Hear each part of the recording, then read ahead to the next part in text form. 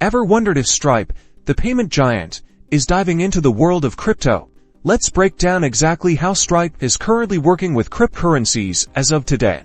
Stripe doesn't directly allow you to accept Bitcoin or other cryptocurrencies as payment for your products or services. However, that doesn't mean Stripe has completely ignored the digital currency space. Stripe facilitates crypto businesses. This means companies operating within the crypto space can use Stripe's powerful tools for things like KYC compliance, fraud prevention, and payment processing for fiat currencies. Think US dollars, euros, and more. Stripe provides infrastructure that ensures regulatory compliance for crypto companies when they manage fiat to crypto or crypto to fiat transactions. Though direct crypto payments aren't live, there's huge potential for future integrations. Imagine paying for your morning coffee using your crypto wallet through a seamless Stripe checkout experience. Well, that's not available now. The landscape is constantly evolving, and Stripe has shown interest in exploring these avenues. Stripe is watching the crypto space closely as digital currencies become more mainstream.